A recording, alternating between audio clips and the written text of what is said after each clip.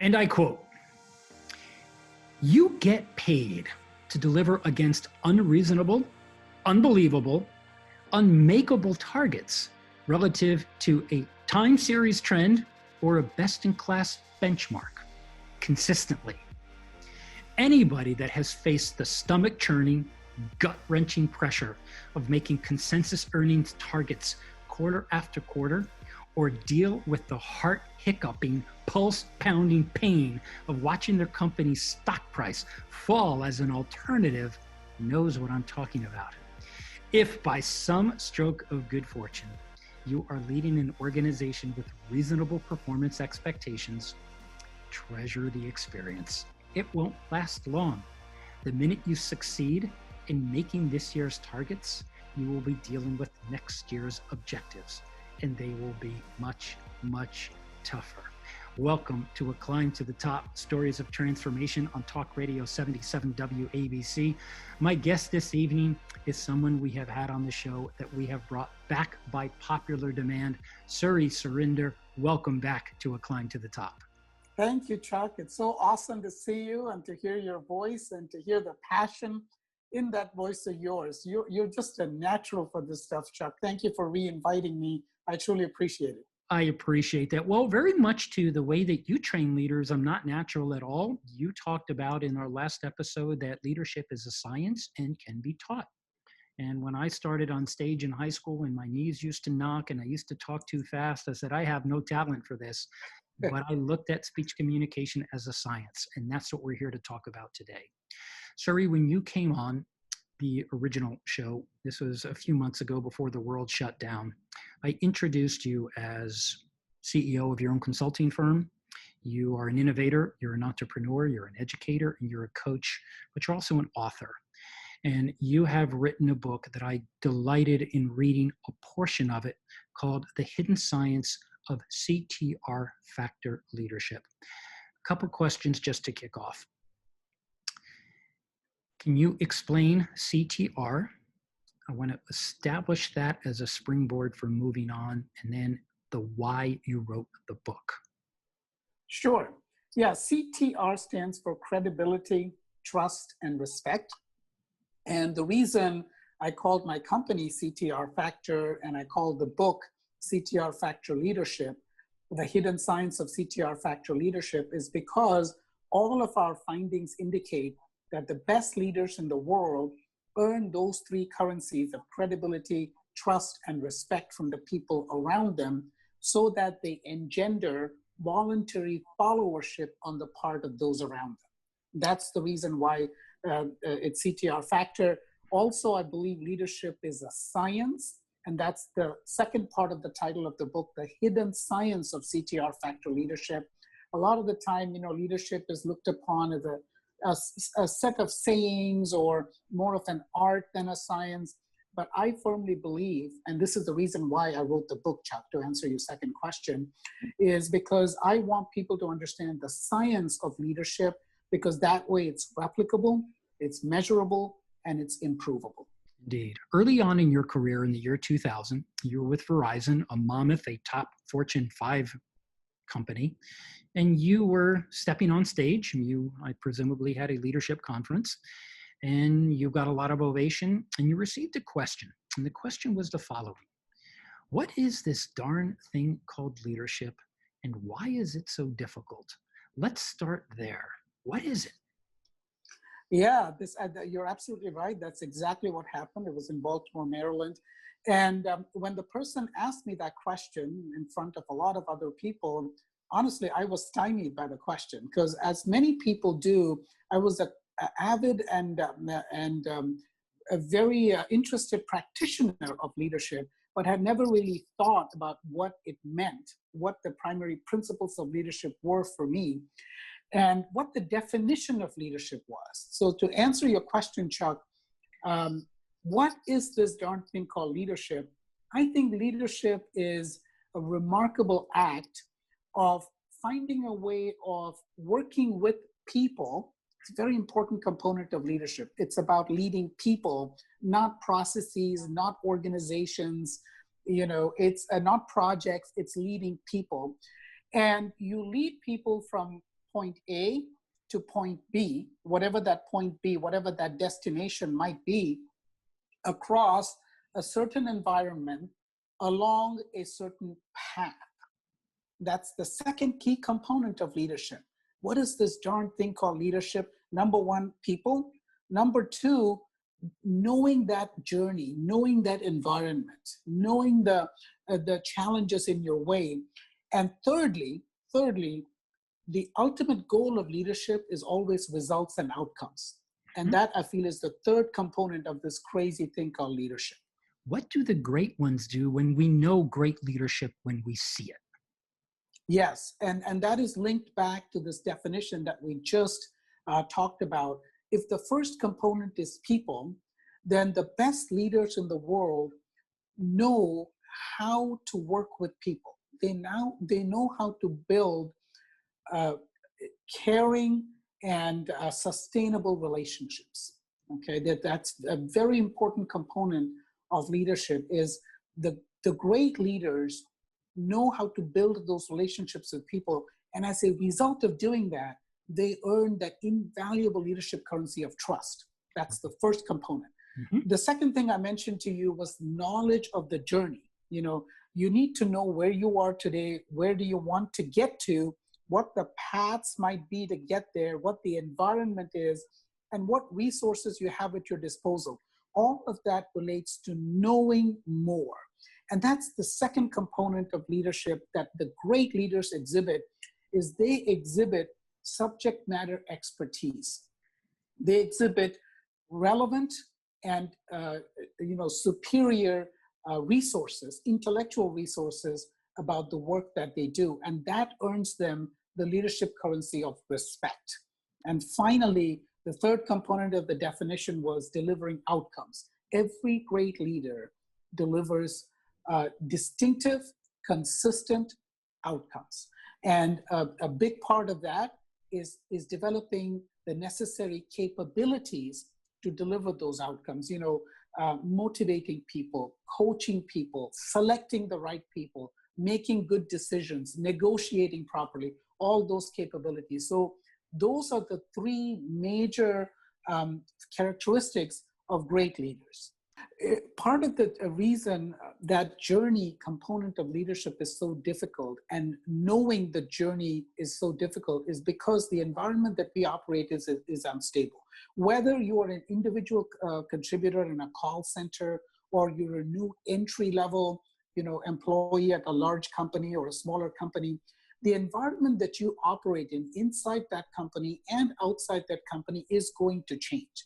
Partially it's going to change because of factors outside your control, and partially it's going to change by the actions that you take on a day-to-day basis. So examples of that might be organization changes that happen inside the company, mergers and acquisitions that happen inside the company, changes in who you report to, the people that you have working with you.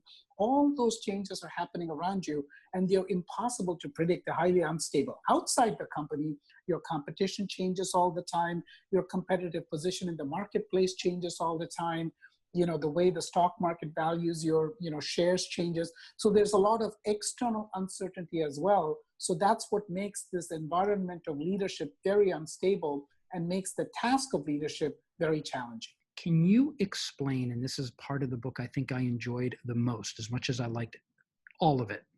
You talked about individuals, no matter who they are, whether you're surrounded by them, operate through a particular lens. Can you talk about that lens and what that means to the leader, and what the implications are to many other people who may be through that same lens? Definitely, yeah. This goes back to the component of leading people. And people are not things. People are living, breathing, feeling, thinking folks.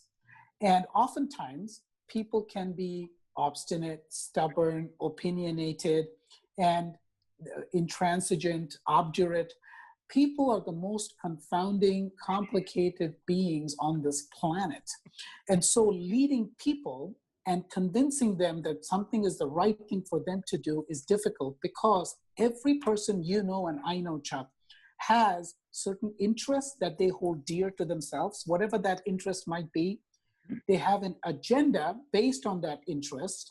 They tend to prosecute that agenda relatively vigorously. And lastly, they help each other achieve each other's agendas. So they work in collusion. When you factor in these four imponderables regarding people, that's what makes the whole task of convincing people about the right thing to do very, very difficult, because they're not going to do something just because they're ordered to do it. They have to believe it's right and that it fits their interests, their agenda that they're trying to get done. And you also have to factor in what inputs they're getting from those around them. Yes. So when you're dealing with some of these challenges around people, my question to our listeners would be, well, how the heck do you get a whole bunch of independent thinking, strong-willed, opinionated folks to follow you?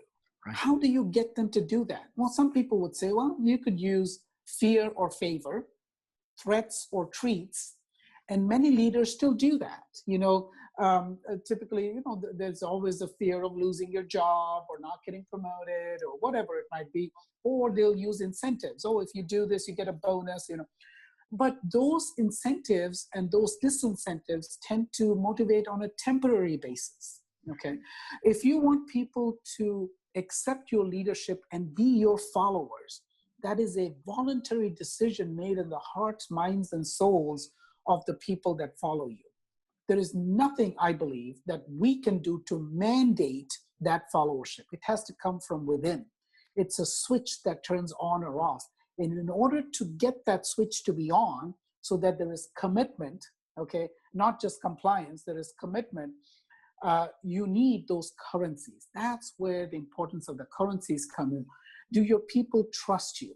When you say something, do they believe that you're authentic, that you're not holding things back, that you don't have a hidden agenda? Do they trust you? Do they believe that you're going to do what you said you're going to do? Trust. Same thing with respect. Do they feel like you know what you're talking about?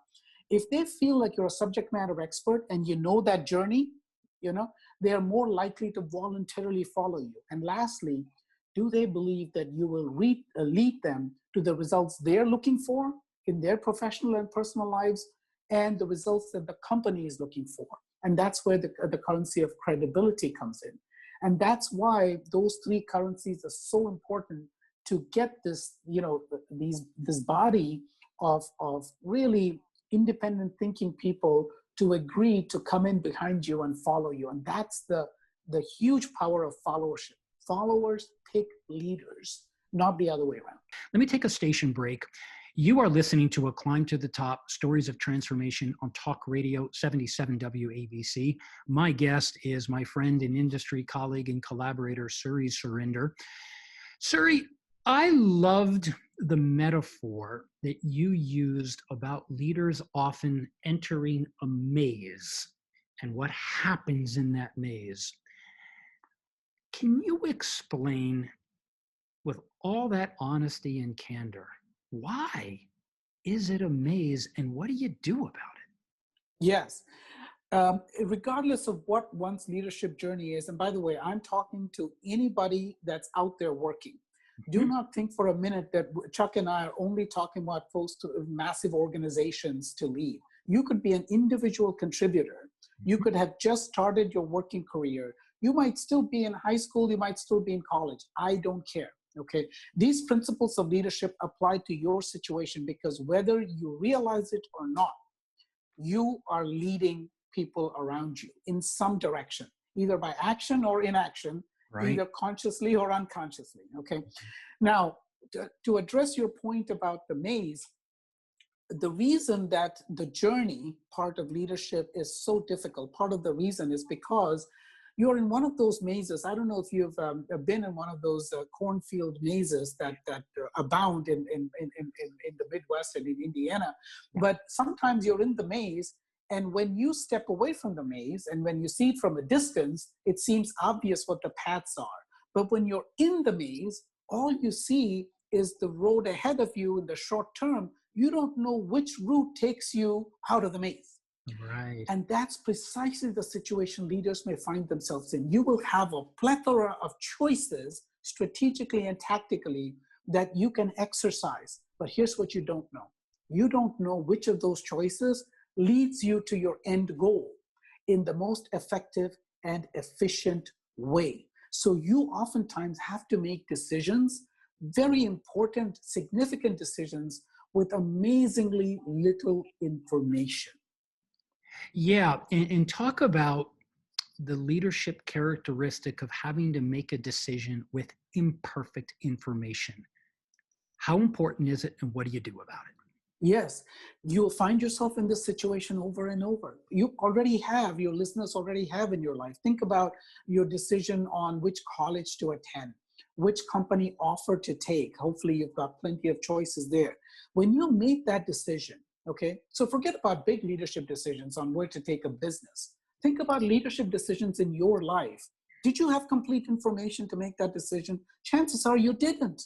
Chances are you made a decision and then found information based on that decision that may have caused you to perhaps modify that decision, okay, tweak it a little bit, and then try something else. So oftentimes what appears to be a well thought out trajectory on the part of a business or an individual is often a set of incremental steps that are made with limited information, but with an attempt to mitigate the risk associated with those little steps. And that's actually a good way to think about leadership, is make a couple of steps with limited information, test it out, see if that decision is working. Always have a plan B and a plan C in case it doesn't work.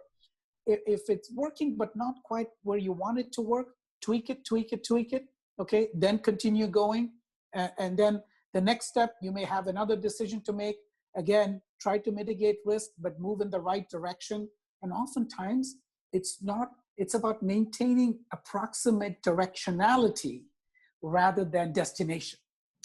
Yeah, it's a good point, because I think a lot of people look at, I'm at A, I need to get to B, and there's no other considerations. I'm either there or I'm not. But yours is, you're describing the mountain climb, and the mountain climb is a series of incremental steps. Yet, and I'd love you to address the point, is many people that I coach sometimes, that I teach, or that I simply advise, have a fear of three things: a fear of judgment, a fear of making a mistake, and God forbid somebody will see that mistake and it'll be on Twitter in the next 5 seconds, and of course the fear of failure. Talk to our listeners, how do we confront those fears? Yes, so let me start with the fear of failure, okay? Good start. Yeah, the last thing that you mentioned, the way to think about failure is, how do you define success? So you said this beautifully before. Do you define success as getting to your end goal, or do you define success as moving towards your end goal? Okay. Right.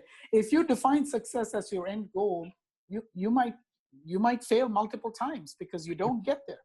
But if you define success as, I'm going to stumble my way through, but always keep that end goal in mind, and stay open to other opportunities as they emerge, because you might find other trails in that maze that we talked about that get you to your end goal. So be committed to a direction and to a eventual destination, but not to a specific path. That's one way to minimize mistakes, because that way, even if you do make a mistake, it may not have a huge impact, because all you're doing is moving a couple steps towards your destination. That is a good risk mitigation strategy to adopt. I mean, so the whole issue of failing and making mistakes is linked, because if you define success appropriately, then making mistakes can actually be a wonderful learning experience. As long as those mistakes are not career derailing, I would urge you not to blow up a laboratory like Jack Welch did in his early days of his career. Try not to make huge mistakes, but making small mistakes is actually a great way. Fail early, fail fast, and learn continuously from those failures and from those mistakes, because mistake can be a huge source of learning. And lastly, the whole point of being judged. Ultimately, one does need a fair amount of self-esteem and a fair amount of belief in oneself and one's capabilities. and to turn off that part of us that looks to the outside to pass judgment on us. Because there will always be people, as a leader, remember this, folks, you cannot please everybody. If you have an excessive desire to please people and to please everybody all the time, you are destined for frustration, because it's impossible to please everybody. So there will always be people judging you, okay? It's up to you whether you choose to accept that from them or not. So to the extent you need to have a bit of a thick skin and to say, I'm going to do the right thing, and hopefully most of the folks will be with me. The some that are not with me, I'll try to get them on board, but I'm not going to let them dictate what I do or what I think. What are your thoughts on that about buy-in and consensus? Yeah, that's a great point. Number one, you do need, to get decisions implemented in large businesses, as you know, Chuck, you do need stakeholder buy-in. Mm-hmm. And it's important to try to get as many people as you can behind you. However, sometimes it's impossible to get consensus, okay? Mm-hmm. And to your point, some of the best leaders I've known are driven by conviction as much as they're driven by consensus. Get opinions, get input, explain to people that their input will always be valued, but their input may not always be incorporated into the final decision, because the decision may go against their input, okay? I want to get your opinion on something that is off book, but I think is relevant to what both of us do for a living. Often in a succession project that I was involved in, the board of directors gave me a list, and they said, here are the 3 things that we want for the next CEO. They said, number 1, we want someone who exhibits grace under fire. Number 2, they said, someone who resolves conflicts effectively.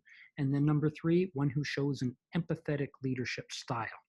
Now, that is not explicit in the hidden science of the CTR factor, but can you weigh in on each of those and how they fit into your model? So the first, grace under fire.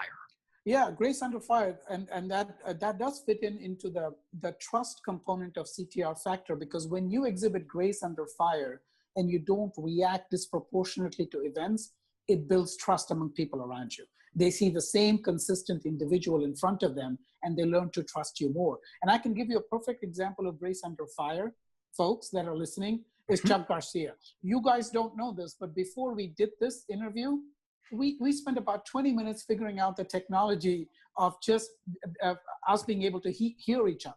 Right. It was a bit of a stressful moment, because we were supposed to tape this and, we weren't getting it right. But Chuck remained cool, calm. He was finding solutions. Can we do this? Can we do that? That's a perfect example, Chuck, okay, of grace under fire. It's a small example, but it's a very valid one. You could have easily, gotten upset, could have shown that in your voice. But as a real leader, you didn't do that, okay? And you stayed calm, and that helped me stay calm. Because to be honest with you, I was panicking. I was panicking at this end. I could see it in your face, but I knew we were going to resolve it. That's right. The second thing that you had mentioned, Chuck, was what again? Resolve conflicts effectively. Resolve conflicts effectively. Again, that's part of the whole trust element, and it's part of our emotional quotient. Our emotional intelligence is not to there are some people who are conflict prone. They encourage conflict, okay? I'm not so sure that's the best way to be, but there are some people who are conflict averse. They run from conflict. Everything is shoved under the rug and under the table. That's not good either. So when you have a conflict, how do you find a way to stay emotionally calm, acknowledge the emotions that might be running high, the differences of opinion, and come up with a solution that's a compromise solution, that's a win-win solution potentially for all parties, and figure out a way forward. That is a unique skill, and it requires a very specific way of looking at problems from a perspective of win-win rather than win-lose. And so conflict resolution is critical. What was the third one? And then the last one was empathetic leadership style. Empathetic leadership style, also so critical. You'll have people, talking to you about the way they feel. How do you react in that moment when people are fearful and anxious and afraid? Do you hunker down into your bunker, okay, and become, all prim and proper and careful in what you say? Or do you reach out to them and say, listen, I feel what you're feeling. I have felt it before. I've been on the receiving end of stuff like this. My heart aches for you. I'm tearing up now, letting you go, but I got to do it because it's the right thing for the company. And by the way, it's the right thing for you, but I'm here for you. I'm going to help you find another job. I still care about you. I still love you, but I got to do what I got to do for the business to keep going. Are you able to show that empathy and at the same time do what's right in the business? Some people think they're mutually exclusive. Some people think it's all business. It's not personal. Some people think it's all personal. It's not business. In reality, it's a bit of both. So being able to balance that is critical. And, this time always flies, Suri, and we're together. So in the moment we have left, talk about your book. Please restate the title, where people can find it. Sure. The name of the title is The Hidden Science of CTR Factor Leadership. That's the name of the series. There's a whole series, CTR Factor Leadership. And the first book is called The Hidden Science of CTR Factor Leadership. There are 8 more books in the series. Each book is a microbook. So we've come up with this new idea of, well, not so new idea, but of dealing with books in smaller bite-sized chunks. Each book will be about 50 to 60 pages. You can cover it in a single flight over a cup of latte from Starbucks. And they're also priced very inexpensively. They're going to be priced less than that cup of latte that I talked about. But the idea is to allow you guys a chance to really absorb the information in each book, think about it, and then if you choose to get the next book in the series, great. If not, just like the series 24, if you remember with Kiefer Sutherland, each episode was a separate episode, even though it was part of a day in the life of. So these books are like that. Each book is chock full of insights, nuggets that you will find useful in your leadership journey. And I hope you end up, getting all of them. They're being published on Amazon as we speak. The first book, it will be out in the next week or so.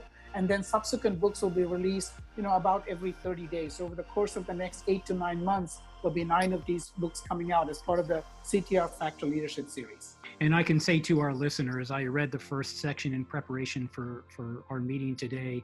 It was powerful, vulnerable, compelling, personal, but it was written in a beautiful style in Suri's voice, but it also connected at a very human level. While he talked about it being a science and the engineering, Suri explained it very well. It was heartfelt. I felt it very good about reading it because it was so genuine and authentic. So Suri, thank you very much for coming on to the show and for sorting out our technical problems. It's always great to have you here, and as always, I am grateful for your time and for your insight. Chuck, I just love you to death. Thank you so much for inviting me. I would remind people of what Chuck said before, that even communication is a science, and no better communicator than Chuck Garcia. You saw that today. Thank you for reminding me of that, Chuck. This is important. Leadership can be learned. Communication can be learned. Thank you so much, Chuck. Thank you very much, Suri. Good night to you.